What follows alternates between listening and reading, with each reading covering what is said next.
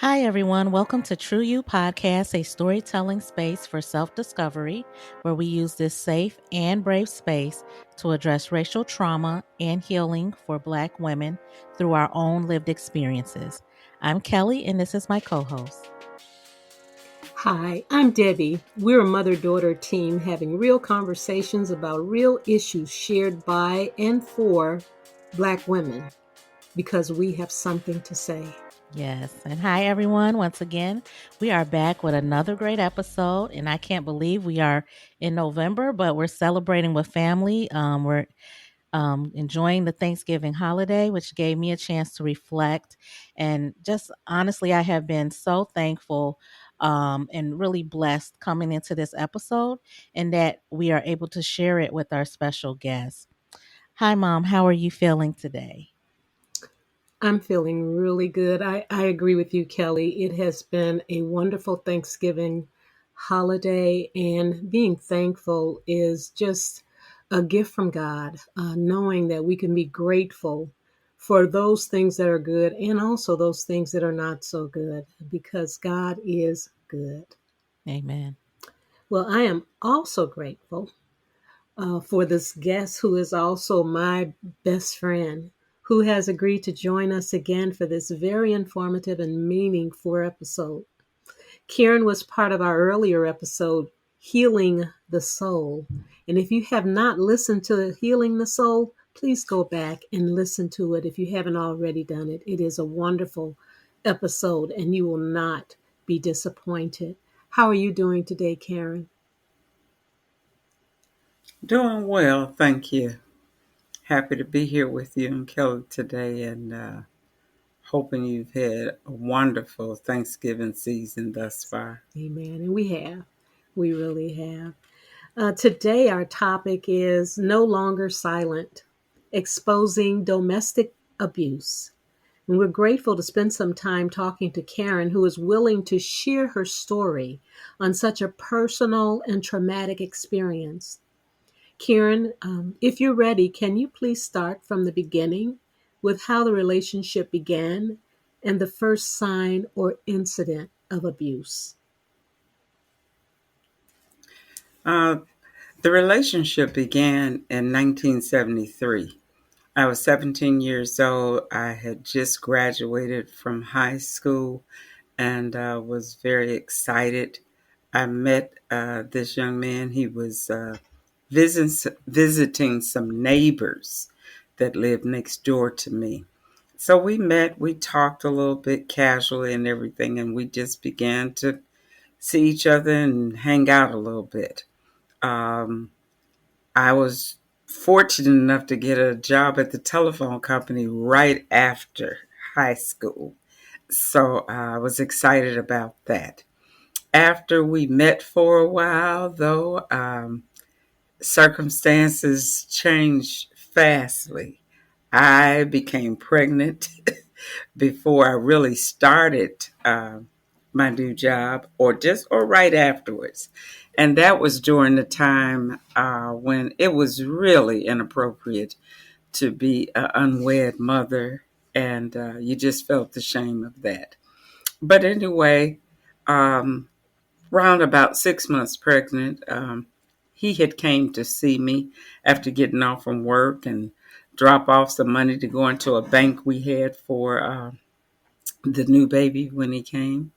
And we were talking, and I said something, and it started with a slap. It started that day with a slap.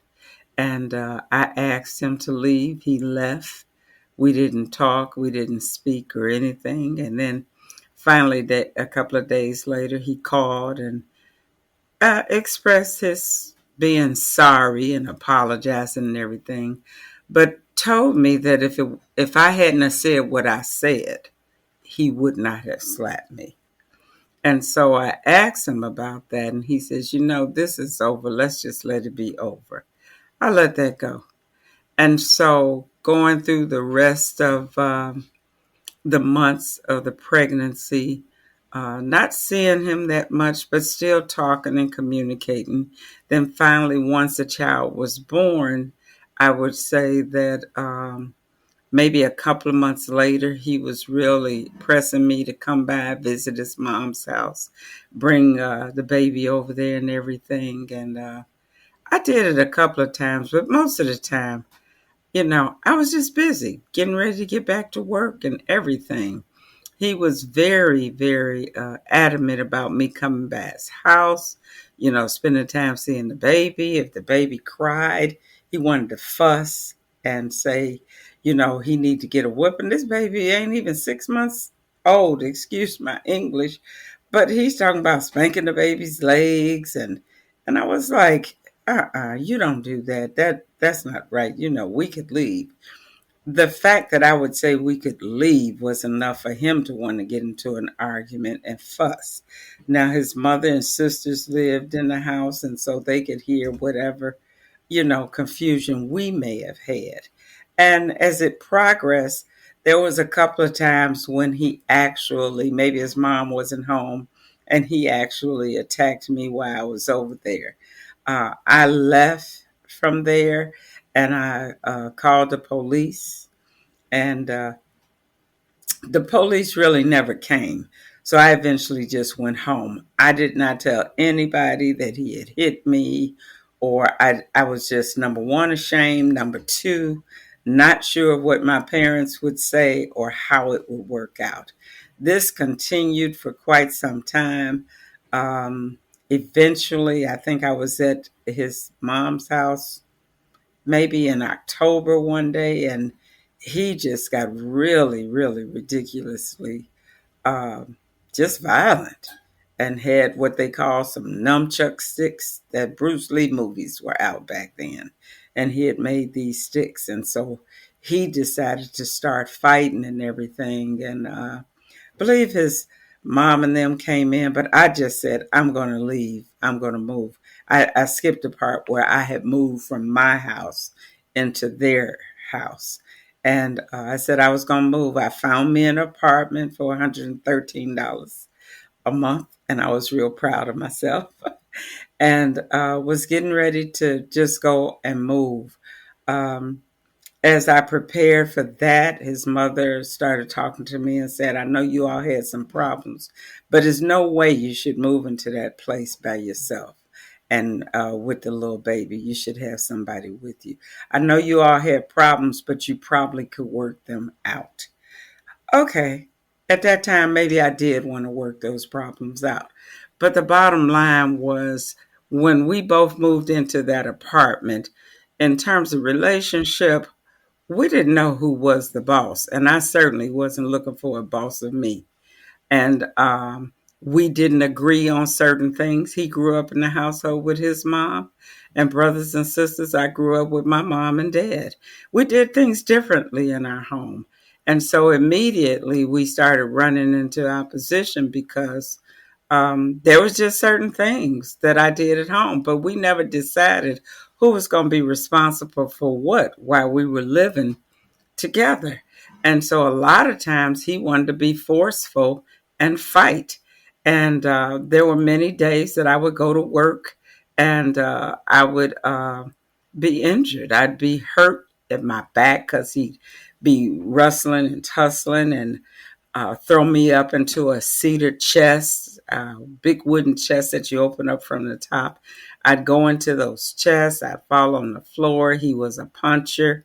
There were times when he had a gun. He had a pistol. And he says, well, I'm going to kill you because you just doing this, that, and the other. He took it out, took the bullets out, put the gun to my head, would click it. So it's like a game of Russian roulette with me, my head.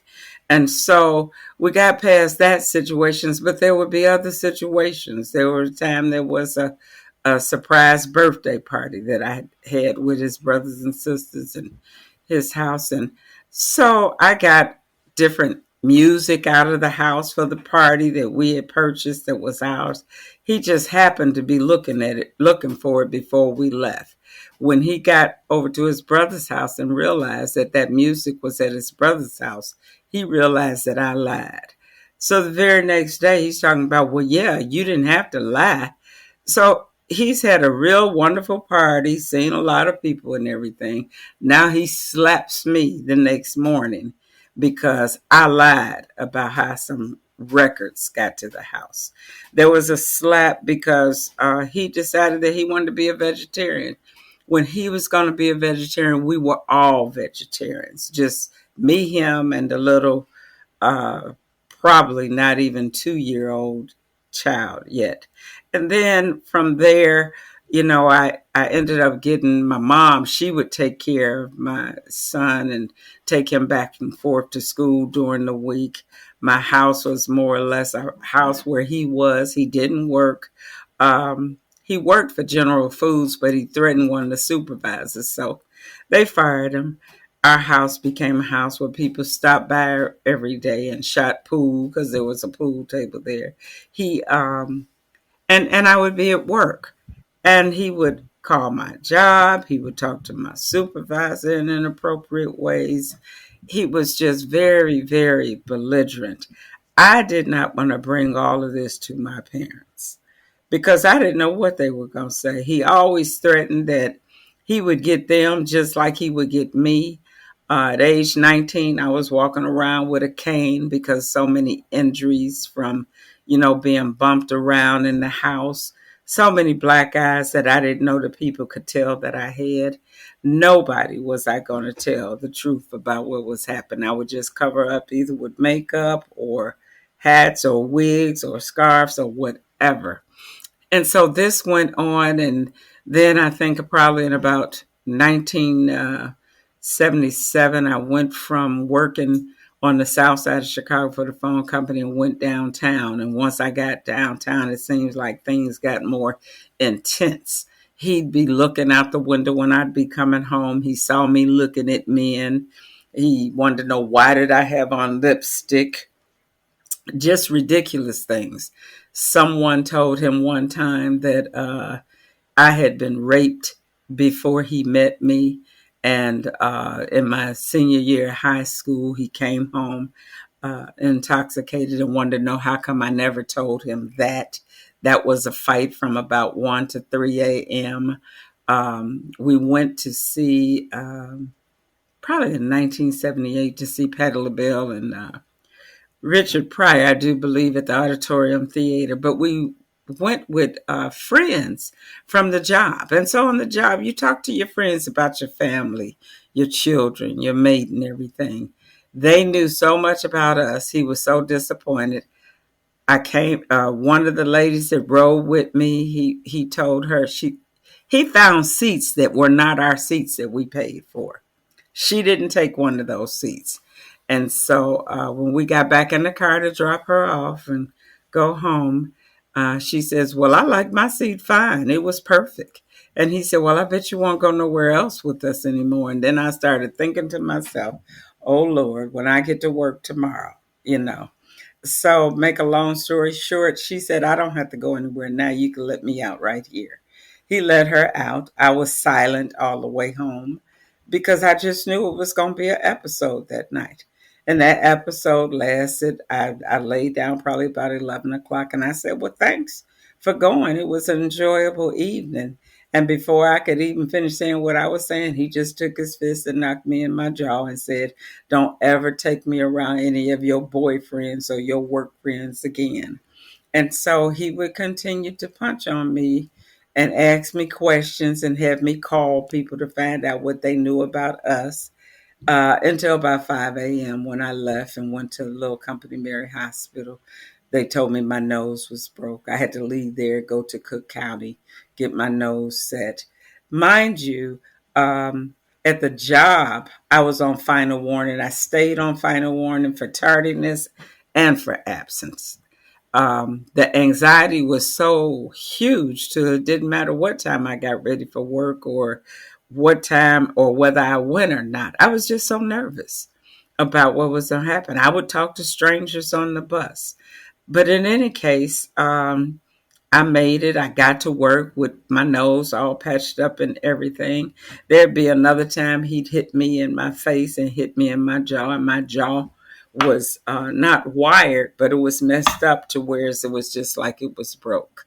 Uh, this continued, and I think probably about 1979 he stopped with the physical abuse, and that stopped. He continued with the intimidation, and I think that abuse from 1973, starting with that slap, lasted till about 1983, and it was horrible.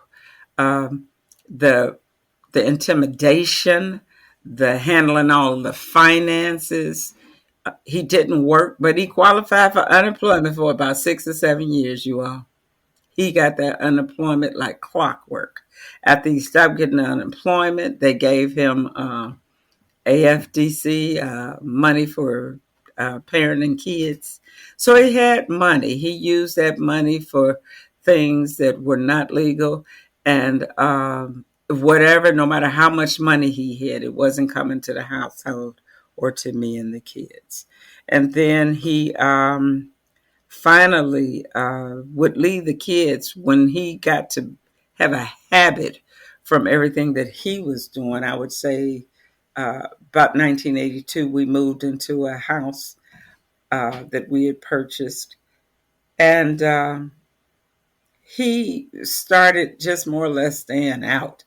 And I was just saying, this is ridiculous. I got to go to work. Who's going to babysit the kids? I work nights. And so I would go, but he would leave them and leave out of the house and not take them with him. And so one day I called home in 1983. It was probably August 17th. I do remember. And I said, hello. And my son, my oldest son at the time, 9, he says, hi, Ma. He said, please don't tell my daddy I answered the phone because he going to get me. He unplugged the phone before he left. But I figured you wanted to know the boys, they were 2 and 1 years old, Keith and Bryant. He says, can I change their diapers and give them a peanut butter and jelly sandwich because I know they're hungry? And so he did. He changed their diapers. I was at work and I was so sad because it was affecting my kids. I was afraid for my life. The children didn't see the physical attacks, but they were in a tense environment where I was affected in so many different ways. My job, medical, keeping secrets, my heart just breaking inside. And then just the pain. The one person I probably could talk to was his mother. She knew what was going on, and she said, well, just be patient. Eventually his father knew, and his father said, you really should just take a baseball bat and knock him upside his head when he come through the door. And I told him, I said, yeah, but if I miss, guess what? Guess who that bat's gonna be after that? And so, one night I just asked a neighbor that night when I called home and talked to Dwayne. And I called a neighbor. I said, could your daughter go over to my house and get my kids? Because they've been left in there by themselves. I started to think if anything happened to them, I would just be an unfit mother trying to be at work. She came, she got the kids that night. When I called back to see if they were gone, he said, I'm your husband, talk to me. And I said, well, okay, I'll talk to you. The kids are at the neighbor's house and they're not going to be there with you no more. And neither am I. I'm going to see an attorney about a divorce and you're going to have to leave that house. And so that was the wrong move. When you start talking about leaving, then the situation gets more hot and you get more fearful. But he came to the job that night and picked me up for the first time in about 5 years, and then came home, started locking all the doors, locking the window, closing the patio door. And he says, you got some time cards to fill out, because I was working 2 jobs. I was actually crossing the picket line at the telephone company and working for a temporary agency at the Board of Trade, filing. And so I started filling out my time card for Stivers personnel. And after he finished locking all the doors and putting baseball bats behind the patio doors so you couldn't pry them open, he said, well, you're not going to need none of that because I got rid of all your stuff today. And I'm going to have to kill you tonight because you're trying to destroy our family. So he took this rubber tube that went to some kind of exercise equipment and just started tearing my clothes off of me, wrapped it around my ankles and made it stretch to reach around my hands. Took my body, laid it in the bathroom after showing me that he got all of my stuff out of the house, out of the drawers, out of the linen closet. And then he laid my body on the floor in the bathroom, put a pillow underneath, a pillow on top of my head, wrapped all kinds of blankets all around me, and said, yeah, I got to kill you. I got to cut your head off tonight because you're trying to destroy our family. Took a knife, started cutting me on the top layers of my uh, back of my body, and just kept telling me what he had to do. And eventually I was just saying, God, please, please, please, just let me die. I'm just tired. I just can't do this anymore. I'm tired. And then all of a sudden I started thinking, but what happens to my kids? They're going to think that this man is the only person they got and that he has to take care of them. And I was just so nervous and scared about that. I stopped talking. I maybe even stopped breathing. Prior to this happening earlier that year, he choked me when he came home twice till I was unconscious. I was actually unconscious. He'd been out the room and came back. When I called the police on those occasions, they said, these are both of your kids. There's nothing we can do about that. We can't make him give you the kids, ma'am. You can go back in the house if you want to. If I went back in the house, there'd be times he'd just lock me in a room and say, well, you just need to rest. You just rest. I'm not going to hurt you. I love you. The night that he did all of this cruel stuff that I thought was in a movie, when the day was over, I had went for help at the doctor's office. We had talked to a psychiatrist, and she says, why don't you just tell him he has an alcohol problem? And I was like, ma'am, I got to go back home after almost being killed last night. And she just, didn't have anything that was positive, affirmative. I did get home, and once I got home, I just started cooking. Well, how I got out of that situation, I just told him, look, I didn't know I pushed you to this point. When I get paid Friday, you could just have a check, do what you think you need to do with it, and we'll figure this out. I just had to start talking to him to let him know that I wasn't going to try to fight. I wasn't going to try to do nothing. He could have that check. I figured if he went for that, then I would have enough time to figure out where we could go. That was August 17th, 1983. It would be November 10th before we got out of there. There would be more incidences of abuse, more incidences of intimidation. Behind that time when we went out with my friend, when I got to work, I told him that it was a car accident and I had broke my nose in the car accident. By November 10th, there was a fight on TV. I gave him $40 to go see Tommy Hearns fight somebody, but I just didn't want him to fight me that night. I went to my mom and dad's. I told them, I said, we don't have no heat. It's cold in there. So we got to stay over here. They still didn't know what was going on. He came about 4:00 in the morning and said, come on, we got to go home. I left my note saying I wouldn't be back. But my mom said, Carrie, you're going home with your husband. Go ahead. I said, Mom, I'm not going nowhere where anybody could tie my hands behind my back, cover my head with pillows and sheets and covers, put my body in the tub, run water on me to where I'm drowning and hurt everything all at the same time.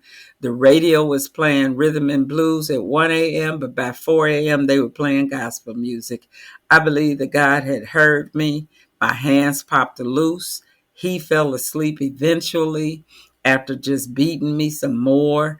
And then a co-worker came who always says, something ain't right with what you be saying about your household. And she sent her daughter to pick me up. That's how I got to the doctor and eventually got back to the house that night. There was an array of so many different things that have happened. I've wrote down the chapters of my life. I've never put them together probably the way they should be, but I have them in chronological order. The reason why I have them in chronological order is because there are many 17 years olds that don't know the value of their life. don't know the value of what it means in a relationship, and don't know that you don't have to run from what you think is oppressing you into something else that's more oppressive. They need to know that we don't know about relationships. Who's going to be the boss in the relationship? They don't know about love until you experience God's love. You don't know about love in a relationship. You can have a heavy dose of infatuation, but that's not love. Who's going to be the boss? Whose will are we going to do in the relationship? Your will, my will, or God's will? And so there were many other things that happened down throughout the years. That might be the highlight of most of it, and the stuff that was most detrimental. I still don't mind telling my story because my kids were affected. However, the most important thing is that there was no tragic ending. He talked about what he do to my parents and what he do to my brothers. And the only thing I could think of is, what if one of my brothers or my parents killed him? Who would be in jail forever for that? And then my children having to tell them, well, your dad killed your grandpa, or your brother killed, your uncle killed, your father. No tragic ending, yet and still, because of the effects and the effects that happen to your children, the things that they don't understand and they don't know. They felt as though, why would he just walk off and leave them? And I had to tell him, he didn't just walk off and leave them.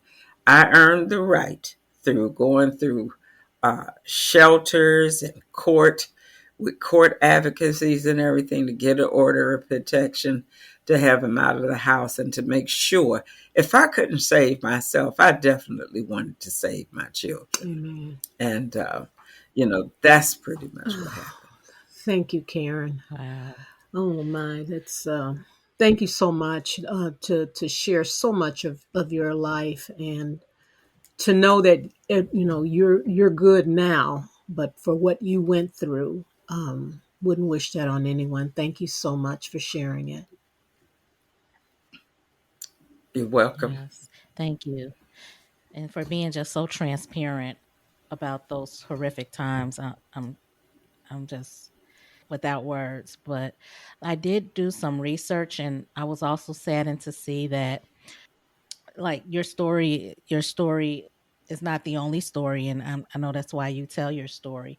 But my research showed that 1 out of 3 women will experience domestic violence in their lifetime.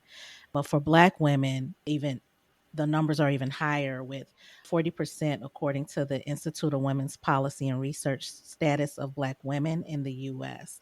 So statistics also show that Black women are 2.5 times more likely to be murdered by men than white women. And so, I mean, by the grace of God, I mean, you could have been part of that statistic as well. You talked about your story about when you finally decided to leave the relationship, and how long that process was. Was there I know there was obviously like some type of mental abuse towards your boys, but was there any physical abuse towards them as well? Well, I would say for my oldest son, that punishment for things that a child would do was probably over, just over the top, in terms of a whooping, a spanking, a punishment, or you got to do this, it was over the top. It was over the top. In terms of seeing the actual abuse, the only thing that my oldest son could remember is that when he saw me the next time after he spent the weekend with one of his grandmas, I looked different. So something happened. Another fall, another I hit my head, another this. Never we had a fight. But he was afraid of his father. So the bruises, and my son was very, very light skinned, the bruises that he got from the whoopings or the beatings, so to speak, and then the fights that we had over, you know, whipping him and everything. And so I was not a stranger to getting whoopings, like when we grew up and everything. So that was kind of like the way that you got it from your parents when you messed up. But this was just like, man, we might have been the worst kids in the world. We wasn't getting ready to make the best kid out of punishing him, for things that, you know, not that he said or did, just things he probably didn't understand. He was probably on tense mode too, in the house. I have to admit, sitting there trying to do homework with him, and I would just tell him, look, I just told you, see Jane run. How did you forget that quick? And then I'd be like, you better remember this time. So here I am becoming, the abuser because I'm not taking a different approach to helping him understand. But I'm trying to get him to get what he got to get because we got to do this together because it's only us. We're not getting no help from the other side. Every now and then, this person may not be intoxicated, but they might be whatever mindset they're in enough to say, well, this is what we're going to do and this is how we're going to do it. Hope, we maybe he tried to keep hope alive, but we wasn't believing in that hope. I just had to believe in when could I get away with these children and when could I do it safely without anyone following behind. Thanks, Karen. That had to be hard, especially for your boys to have to deal with that. Thank you for being the mom that you were. Yeah, I think the boys being in an environment with somebody that's not on a solid foundation, that's nervous about this, nervous about that, nervous about being in trouble at the job, nervous about what the doctor's going to say when you go to the doctor, nervous about how can I get somebody to take care of the kids. So many different things unnerving cause the effects on the kids in school, Mm. In the home, jittery, nervous, everything. And then later on in life, you don't know what affected them in terms of during pregnancy, you know, you just don't know.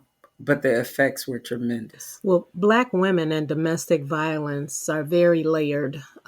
Black women often feel obligated to put racial issues in front of their own safety when it comes to domestic violence out of fear of putting a Black man in jail or fear of the police, and even just the image of the strong Black woman and asking for help being a sign of weakness. Did you feel this way, and what are your thoughts regarding this? Absolutely. You would think about if there was anybody I talked to, a stranger, whoever, or if I just listened to the news, you'd hear about the accounts of racism, uh, jail, who goes to jail, what happens when they go. You don't want nobody to go to jail, but you don't want them to hurt you either. Right. And you stuck between these kids need their father, but they're going to go to jail, but the police going to come and help you. When they come and help you, they're going to tell him to take a walk. So do you keep taking the punches and living through the abuse while you don't want him to have to go to jail, be in jail?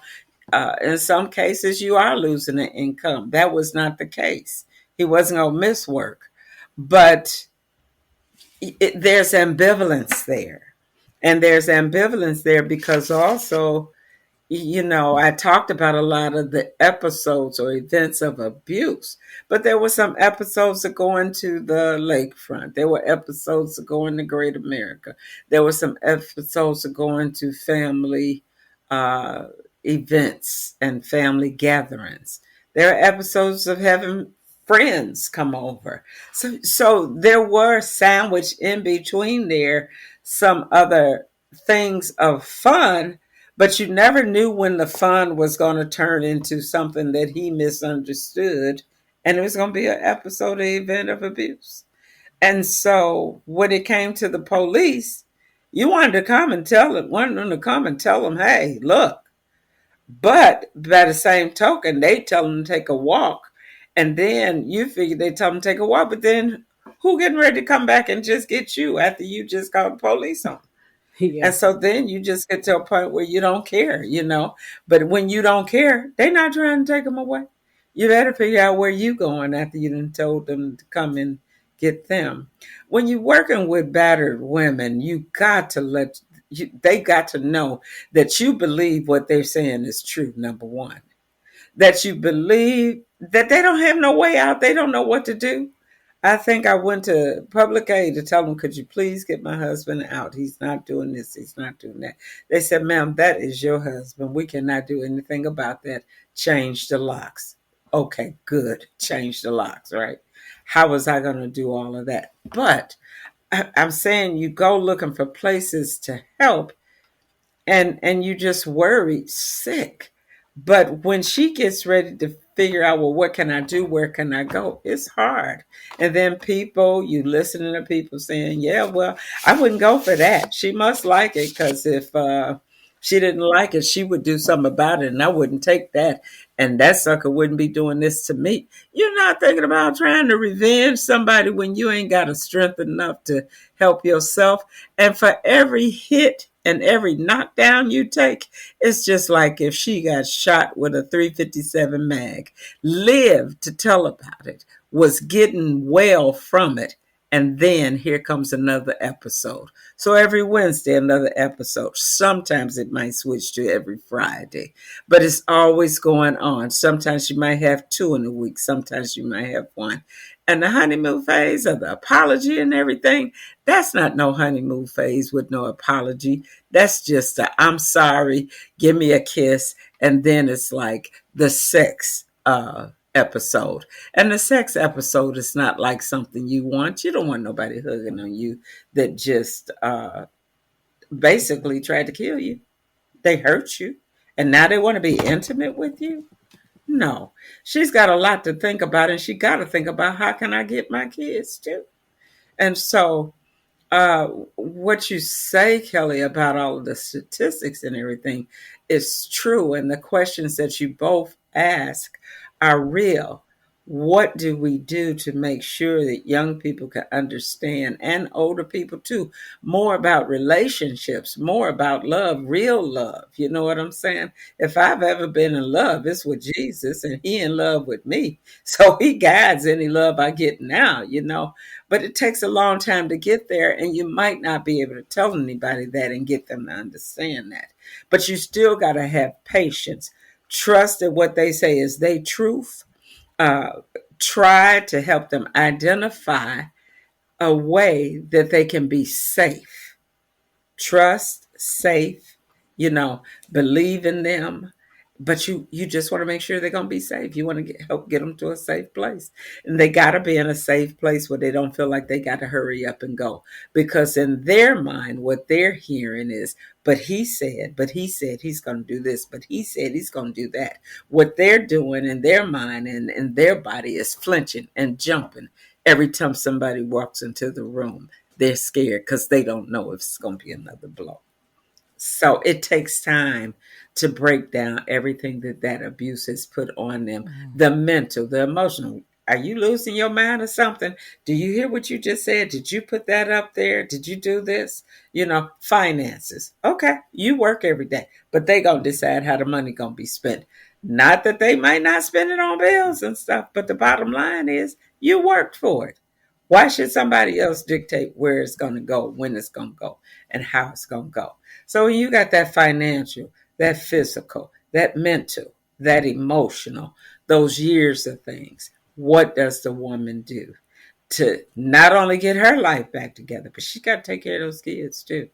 And if those boys are a certain age, they can't get into the shelter because they boys. Wow, that's a good point. I didn't think about that. Wow. So another great point. Well, I don't want to deny something that's going on in the headlines right now. Recently, the media has been buzzing about Sean Diddy Combs and the civil lawsuit that came out from his ex girlfriend of many, many years, who recently accused him of domestic and sexual assault. And the detail was just is just as bad as some of the things that you talked about. He ended up settling within a week, and now he's being hit with additional sexual assault lawsuits. And after listening to this, I found out she was able to bring this lawsuit under the Adult Survivors Act, which is a New York law that gives a 1 year window after any statutes of limitations have expired. It expired actually this past Friday. So, do you think there should be a statute of limitation when it comes to domestic violence and sexual assault, no matter like how long it's been? I think people say that people like the details aren't there, but listening to your story, your details are very vivid. So, just your thoughts on that. I think one of the biggest problems for victims of abuse is the ambivalence of what they stop and think about in terms of their children, in terms of after it's over, the minimization of what actually happened. However, there should be not mandate, but there should be the opportunity for someone that wants to uh, receive, um, how is it when they do this restorative justice? You got to be able to take it to court and talk about it. You've got to be able to have that option. People may not take it. They may be trying to just get well, but have that option. Let that option be their option. Now, they might say, is there going to be a statute of limitations on it? Honestly, um, I don't know if there should be a statute of limitations on it. I do know that because of the grace of God and His mercy, I have no desire to go back to court any further than I went to get my order of protection and to report anything that was done to me beyond then. I think that there are circumstances and situations where my children have spoken with their father. I think that I have not taken the time to tell them every specific thing that happened to me or what happened in between them, between us. They do know the work and everything, how they process that whole thing, and whatever he shares with them, that's totally up to them. There are other people that are affected in the situation, but the person that has been victimized should have the option to be able to feel like if a stranger comes up to me and hits me, that's punishable. That's a crime punishable by law. If somebody that I trust comes up and hit me, and that's not punishable by law, I think it is. I think that over time, so much happens to an individual that you work on getting yourself well. You have to prioritize. What am I going to do? Am I going to take care of myself? Am I going to take care of my children? Am I going to get my business established? It might take a lifetime. So, should it be a limited amount of time? I don't think so. I think that it should be open. And for those people that can benefit from that, they should. The effects are long lasting. The effects and effects, usually I can tell you about that and the difference. Right now I can't. But I think the option, the option should be there. It should be.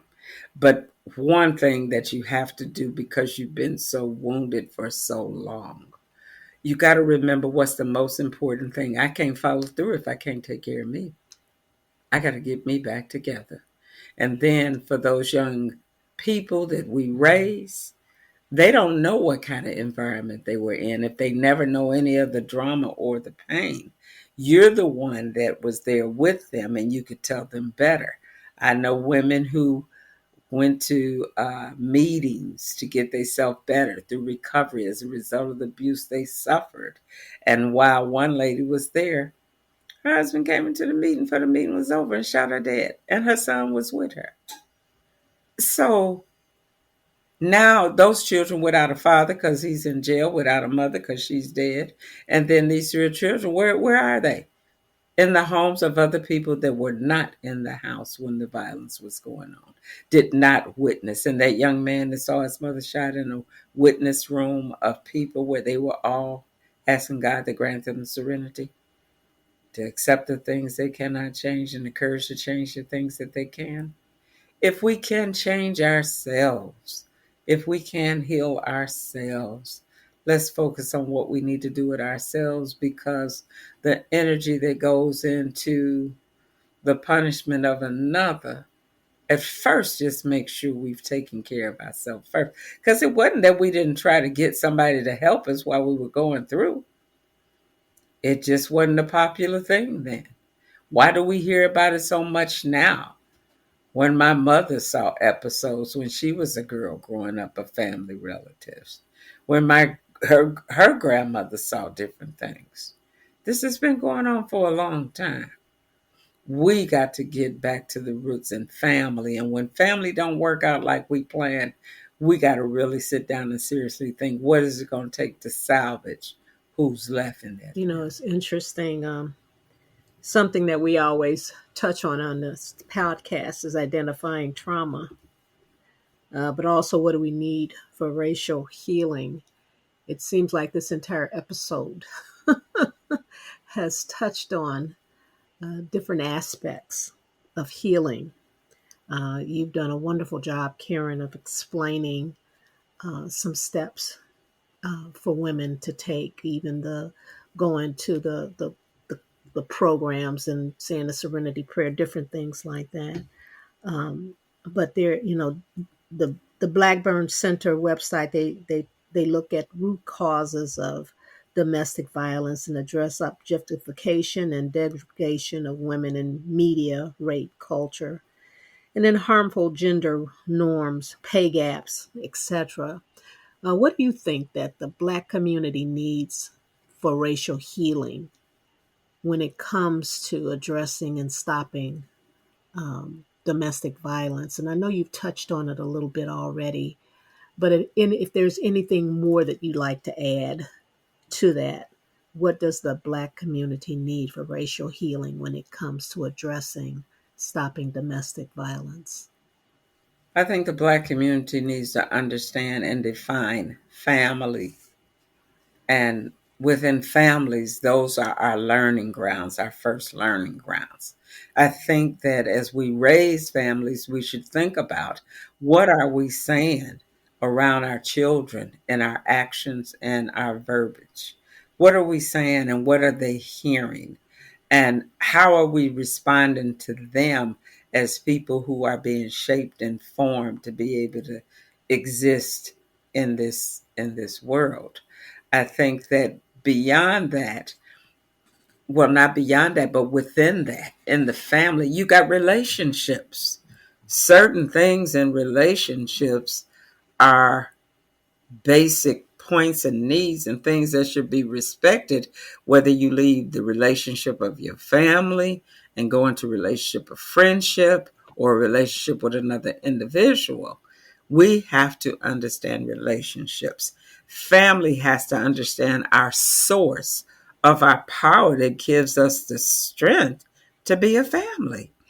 My mom and dad were not at church every night, but they sent us every week and they were there. Understanding that God was a source for us. In our household, it was just more good, orderly direction, not from a routine of, I don't want to say, I'm not going to say nothing about religion, okay, in terms of how people are religious. But we understood that we found out about God, we learned about relationship with God. But we learned about that through our parents, through the way they paid bills, took care of the house, took care of us. That does not mean that some of their interaction did not have an effect on us in terms of how they communicated with each other or how they communicated what was their times of pain or discomfort. Their times of pain or discomfort, they wasn't used to having raised a family. They started out young. They figured it out. We need to take more time to consider, how do we raise our families? What's the most important thing about that?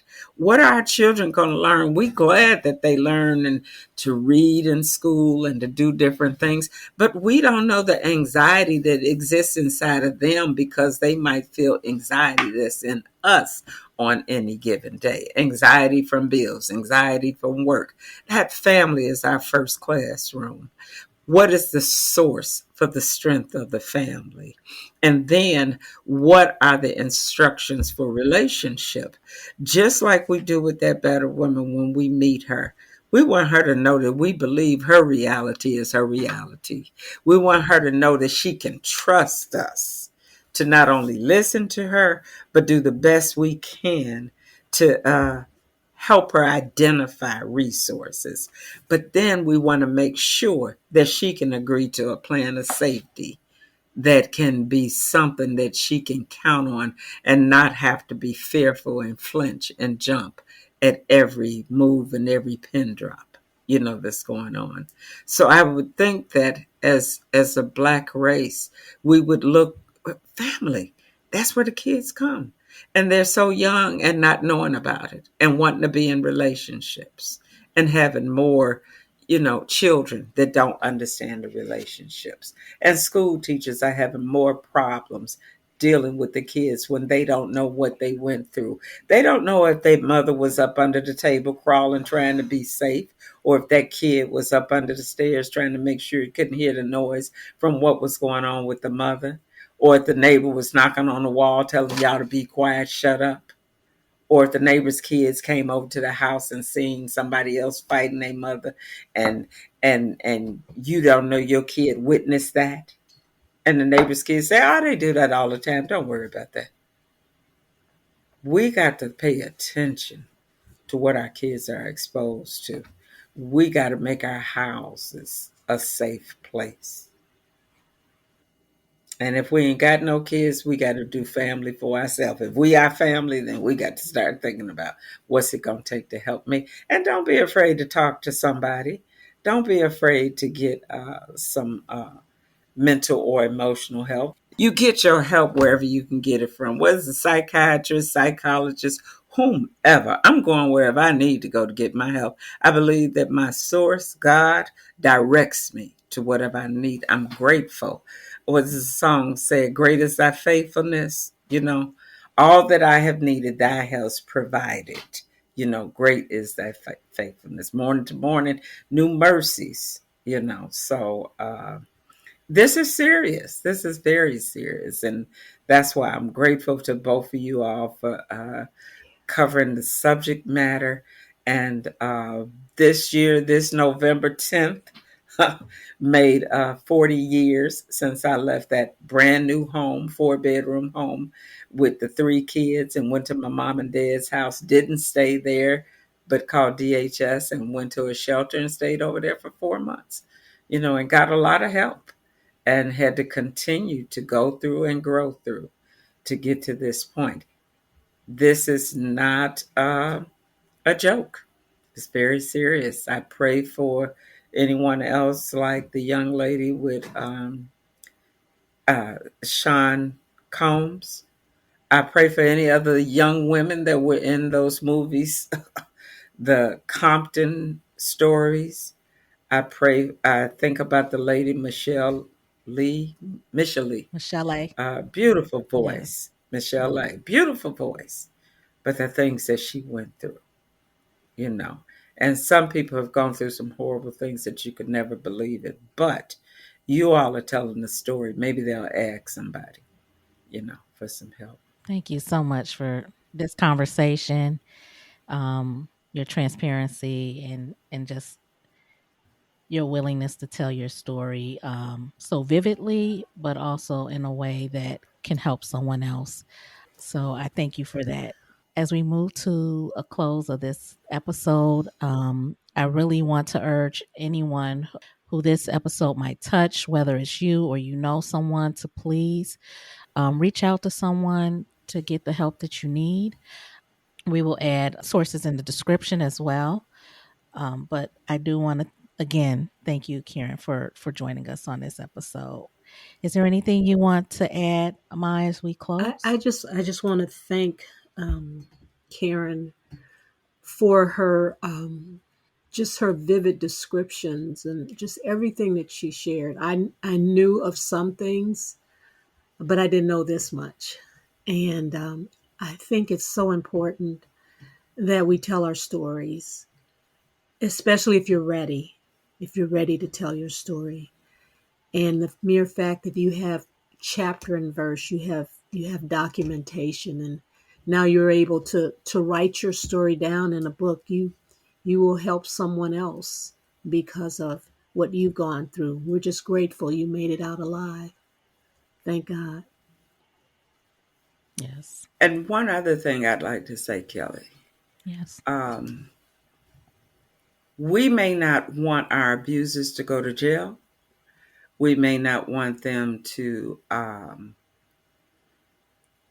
we want them to get the help they need so that it does not keep going on. And we know that the children may not understand who to choose is right or wrong. The whole family needs the help. Amen. It's a The great whole point. family needs the help. Thank you. You're welcome. Well, thank you everyone for listening again. And please share, like, and comment. We are on YouTube now as well. And also subscribe. We would greatly appreciate that. But more than that, please share and comment. And once again, we will see you next month for another new episode. Thanks again for listening. Bye-bye, everyone. True You is brought to you by Radiant Vessels and sponsored by Proviso Partners for Health.